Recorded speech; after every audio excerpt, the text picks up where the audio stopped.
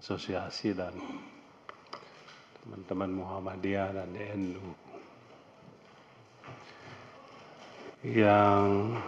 Yang pertama,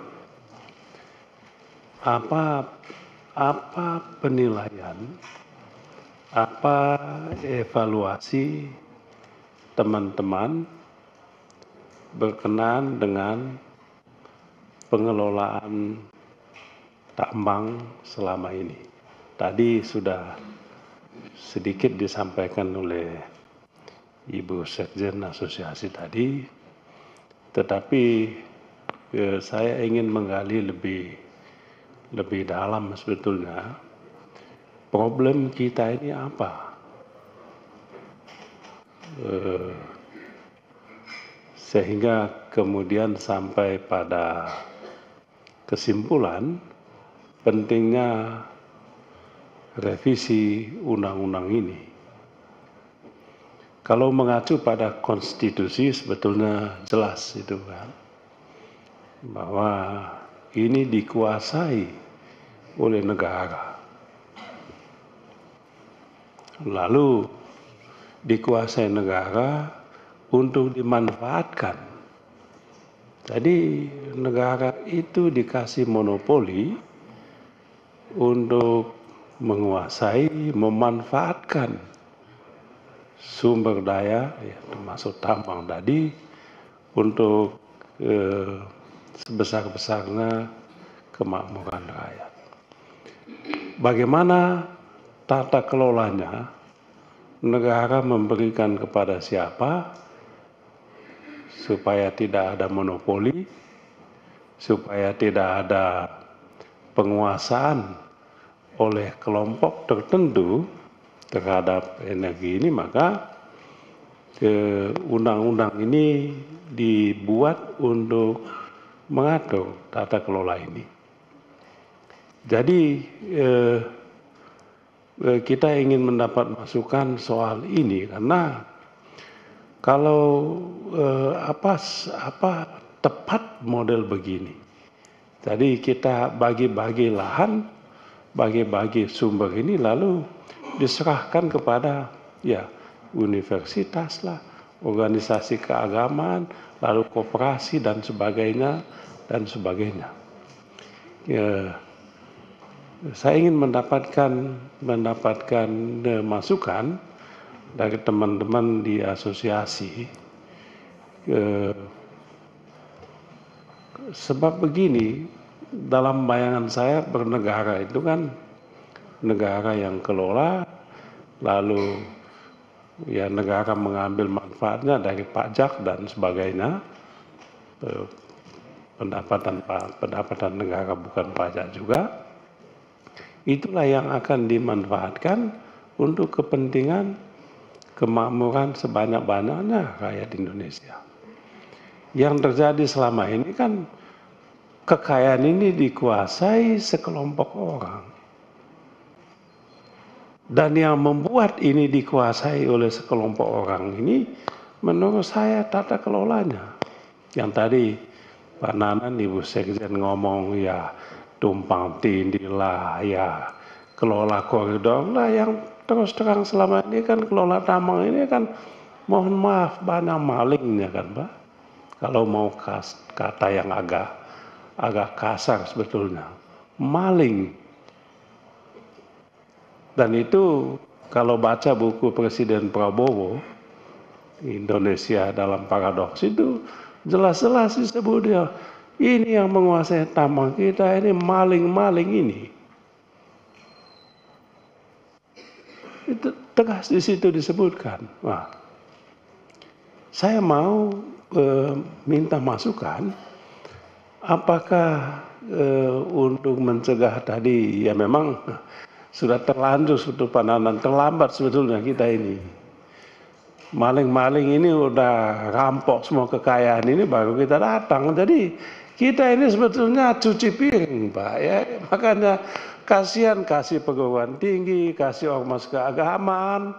Takutnya saya begitu nanti teman-teman lihat ini, wah ini lahan yang dikasih isinya udah hilang semua ini.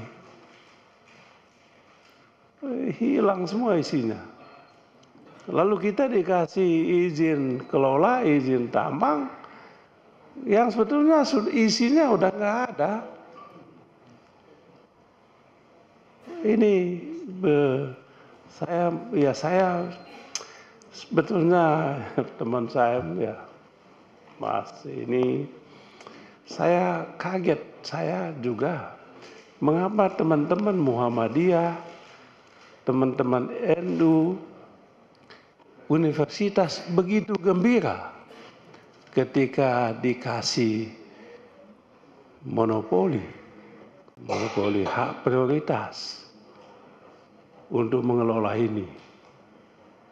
Senang kok, saya benar-benar kaget, saya kok senang ya. Kok gembira.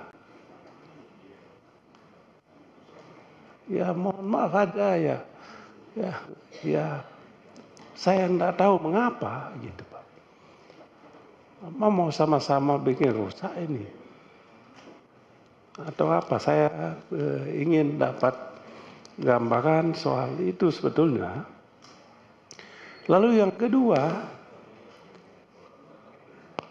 hak di dalam undang-undang kita ingin dapatkan masukan, hak prioritas.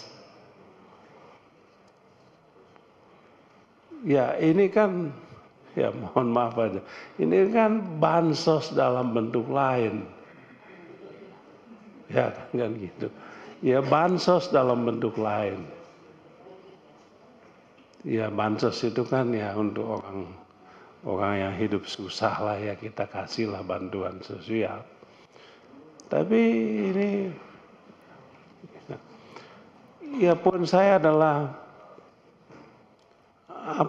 kemudian menghilangkan semua apa yang kita omong tentang merit system, apa yang kita ngomong tentang keadilan, ketika kemudian ada yang mendapatkan itu dengan label hak prioritas itu.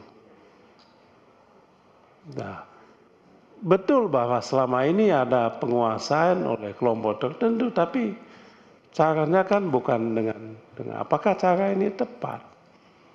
Lalu nanti koperasi atau ormas keagamaan atau universitas bisa jual izin ini. Bisa jual, Mas. Bisa jual ini izin kepada yang punya modal. Lama-lama ormas keagamaan, koperasi sama universitas ini hanya nomine, hanya menjadi petugas. Nggak tahu yang punya modal jadi petugas, ada universitas atau ormas keagamaan yang jadi petugas. Nomine. Apa iya toh? Saya belum nangkap betul mengapa teman-teman ormas keagamaan begitu gembira dengan ini. Apakah nanti mau menjual itu kah? Universitas juga mungkin mau menjual izin tambang kah? Atau seperti apa? Saya belum dapat imajinasi seperti apa nanti itu dikelola oleh universitas, oleh ormas keagamaan. Kecuali ormas keagamaan ya memang ya dalam bayangan saya selama ini kan ormas keagamaan ini ya lebih banyak bekerja untuk urusan di dunia akhirat juga, walaupun di dunia nyata juga sih ada juga. Tapi ya lalu kemudian saya enggak tahu saya itu Pak ya. Saya ingin dapat masukan yang lebih detail, lebih komprehensif dari teman-teman yang mumpung ada di sini. Sekian dan terima kasih.